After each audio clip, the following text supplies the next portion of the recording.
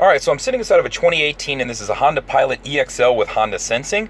I wanted to start you off on the key just because not everybody knows this about the key. Lock, unlock, and then of course remote start. To use that, you always got to press the lock button first and then press and hold the remote start button. And that'll fire up the car and run it. And it'll click on and it'll check the outside temperature and adjust whether it be the heat or the AC accordingly to make sure your car is cooled off or heated up. Once you hop inside the car, you want to put your foot on the brake and press the start button, and then all your electronics will come on in the car. So that's how this works. So I just want to walk you through some quick features and functions and explain what's going on with the car. So I'm gonna start you on the left side. This is where your window controls are. You'll notice you have an auto up down on your driver and passenger side. So you can one tap it and it'll send it down and up. Of course, your door locks and your window locks. Down here on the dash, my mirror controls, so left and right, and then adjust on the pad. Down here you can see this is my road departure mitigation system. So if the green light is on, it means it is running. And this means if I start to veer off the side of the road, it'll beep at me and then it'll shake the wheel to alert me. So that's what's going on here. My vehicle stability assist is this button right here. This works with traction control. So if I lose traction, it'll transfer power amongst the wheels to whichever one is getting better grip, and then it'll give more power to that side to help correct. So that's what this is. The only time you'd want to turn this off is if you're stuck in the mud and wanted to spin your tires. To do so, you'd press and hold this for about 3 to 4 seconds. So moving down, this is collision mitigated braking system. This is always on unless you press and hold this to turn it off. Same kind of setup as the button above. And what this is in the event that you're going to rear end somebody, first it'll alert you and then it'll actually brake the car to prevent the accident. So that's what this is. Econ button right here will improve gas mileage of the car, but in doing so, when I turn it on, you'll see the green light come on there and you'll see the green leaf come on up there. What it's gonna do is it's gonna shut down some of the electrical systems in the front end of the car, affecting things like your AC unit and your accelerator. So it's gonna limit some things, so keep that in mind. While I'm on this screen right here, I'll toggle through some different things that you can see and show you things. So all these different screens you can pull up on your vehicle. I just wanted you to know that these exist and they're right there for you. So oil life, things like that. And how I'm doing it is down here. I have some menu controls right here, and then I can reset like tripometer and stuff from right there. So once I get to something that I want, whether it be tire pressure, I can leave it there in case that's what I prefer to see while I'm driving. So other side, you've got your Bluetooth controls down here. So to answer a phone call, to hang up or go back, and then voice command. So press this and say call so-and-so or that sort of thing. So that's what's going on with that button right there. Up here, this is like a quick change. So this will change between Bluetooth, or excuse me, this will pull up menus. So if I had my audio going, it'll pull up the menu with my presets and things like that. So that's just what that screen is, in case you're wondering.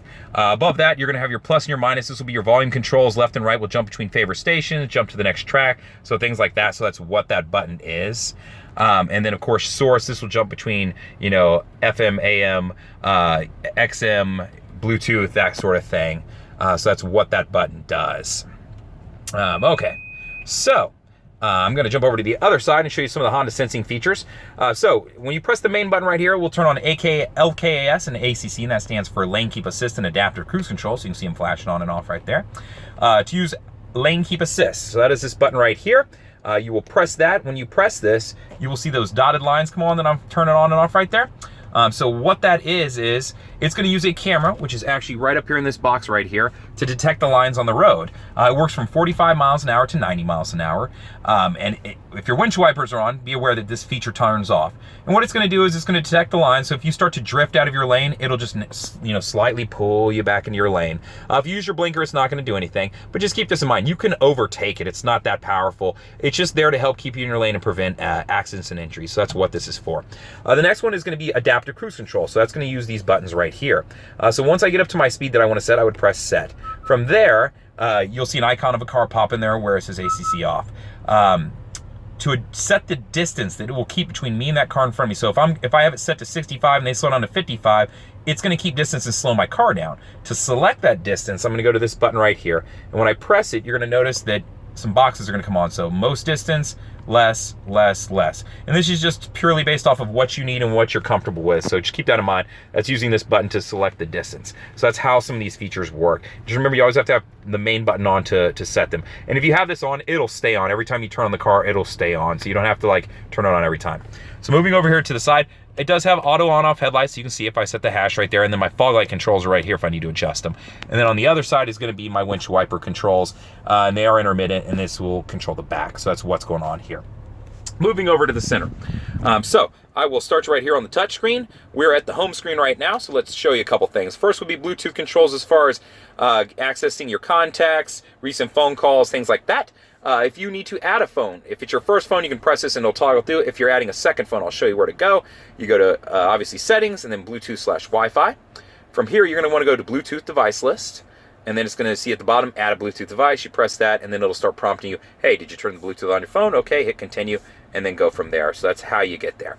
Other things in the settings, just since I had that pulled up, I'll show you. If I go to vehicle settings, this is where I can get to things like my door locks, my lighting setups. You can see all this stuff just pulled up right here.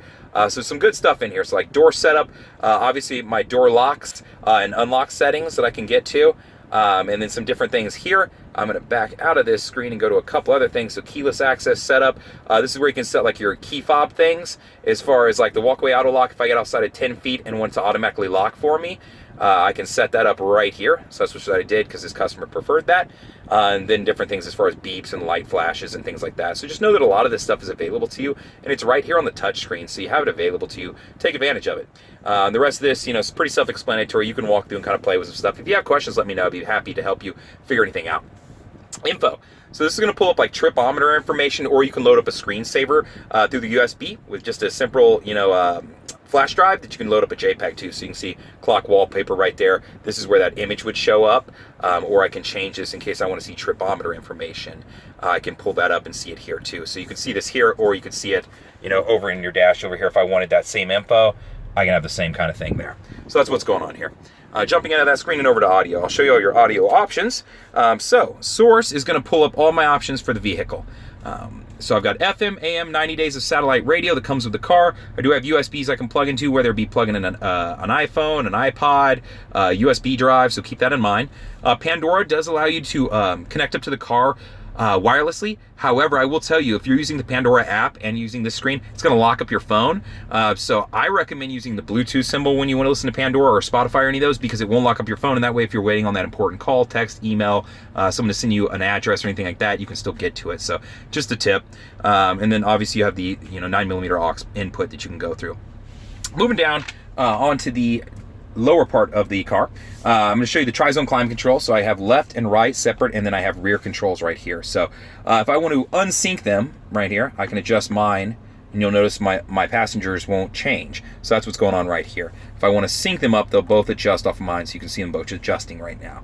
If I wanted to jump over to the rear controls, rear settings right here, you'll see the screen pull up. From there, I can affect the fan, and I can affect hot, cold like that.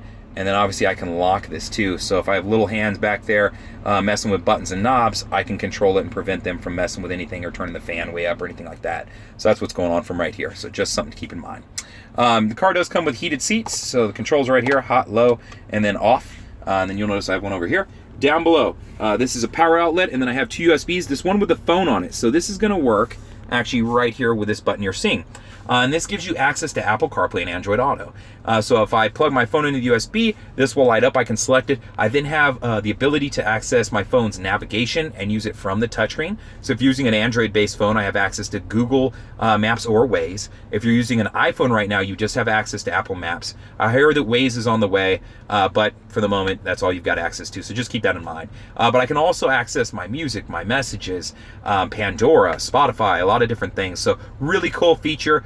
Really happy that Honda has this, and it's across multiple lines. If you haven't seen anything, I've got some videos about it you can check out if you want. Center shifter knob, pretty self-explanatory, pretty straightforward as far as low, drive, neutral, reverse, that sort of thing. And then I have a snow traction control right there. And then my center console, and then you'll notice I do have another USB and power outlet in it. I am in an EXL model, so I do have an auto-dimming mirror. I do have home link set up right here, and I do have a moonroof that I can crack or completely open. And then I am sitting in the dark cherry red with the tan interior, so that's what the material is and everything. You notice all the dashes and the tops of the door sills are always black, and that's to prevent glare. If you have any questions about the car, feel free to reach out. I'd be more than happy to help you. You can reach me at 512-443-4300 and ask for Justin. You can email me at jfuller@Howdy Honda. That's the letter J and then Fuller at Howdy Honda, or you can just respond to the YouTube video. Thank you much.